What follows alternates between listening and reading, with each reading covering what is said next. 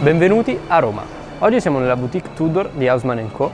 in Via dei Condotti, una delle vie più storiche della città eterna. Venite con me a scoprire la collezione Black Bay.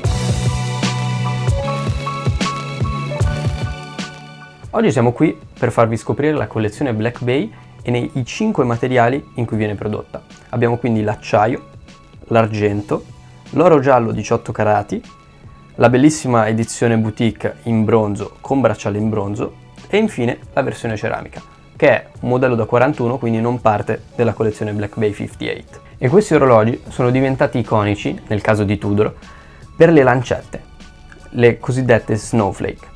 Una lancetta particolare ideata per la massima leggibilità anche quando sono sovrapposte. Per l'acciaio abbiamo scelto una configurazione di spicco, di grande successo in questo momento, che è quella con lunetta e quadrante blu. Questo colore non è la prima volta che entra a far parte della collezione Black Bay, perché infatti era stato introdotto in una versione con quadrante nero.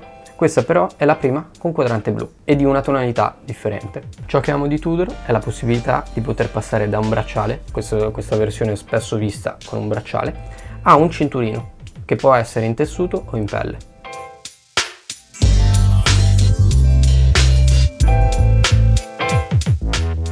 Ora veniamo al caso dell'argento, un materiale che nell'orologeria moderna non si sente quasi mai nominare, se non nel caso di Tudor. Questo materiale in realtà in epoca passata non era così raro, infatti possiamo trovare diversi orologi da tasca e poi da polso con casse in argento. Tudor potremmo dire che è stata pioniera dei tempi moderni nel riportare questo materiale in voga. Il Tudor Black Bay in argento è unico nel suo genere, presenta questa lunetta e questo quadrante tono su tono che si ispirano alle tonalità dell'argento, quindi della cassa. La patina che si ottiene indossando questo orologio è molto diversa da quella che vedrete nel bronzo. Infatti ha una colorazione quasi dorata, che potete vedere anche in questo che indosso.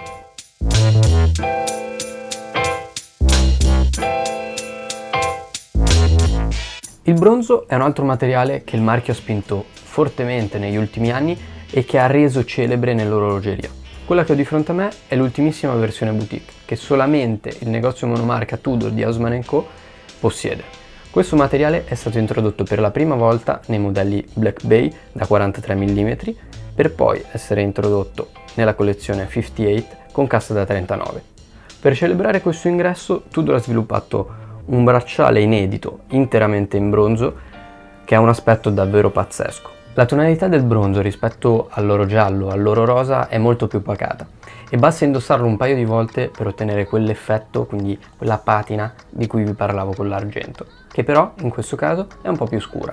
In contrapposizione al modello da 43 mm in bronzo, in questo caso abbiamo una lunetta e un quadrante di un colore tenue. Così come nell'argento, anche nel bronzo e soprattutto nella versione boutique con bracciale, la patina varierà in base all'uso che si fa dell'orologio. Con la versione in ceramica Tudor hanno fatto un passo avanti sia a livello di materiali che a livello di movimento.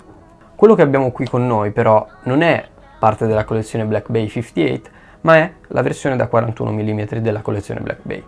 Tornando al calibro, questa è la prima volta che abbiamo un movimento certificato Master Chronometer nella collezione Black Bay e nella collezione Tudor in generale. Questa certificazione nasce dall'unione di due test, che sono quello COSC e quello METAS. L'orologio viene dunque sottoposto a 8 rigorosissime prove che comprendono sia il test del movimento da solo che il movimento nella cassa, quindi l'orologio finale. Il quadrante rimane particolarmente leggibile nonostante questo aspetto blacked out dell'orologio. Spesso infatti negli orologi neri si perde la leggibilità. In questo caso abbiamo indici e lancette rivestite in superluminova di una tonalità che tende al panna, che lo rendono perfettamente leggibile.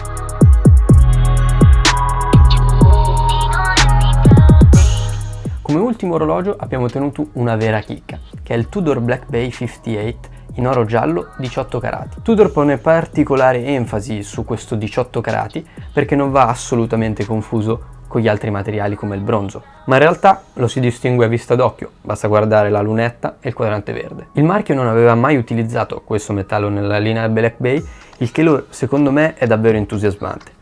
Basta vedere il quadrante sotto diversi tipi di luce e anche la cassa ed è un effetto pazzesco. C'è da aggiungere poi che la versione in oro giallo 18 carati è stata presentata in concomitanza dell'argento 925. Quindi due materiali completamente nuovi per le collezioni Black Bay. Ciò che amo della collezione Black Bay è la propria versatilità.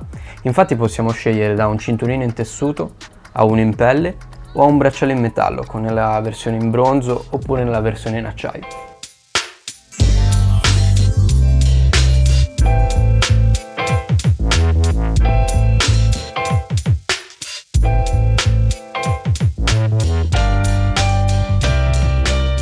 Bene ragazzi, ringrazio Haussmann & Co e Tudor per averci ospitato nella loro boutique. Fatemi sapere qual è il vostro Black Bay preferito nei commenti e ci vediamo al prossimo video.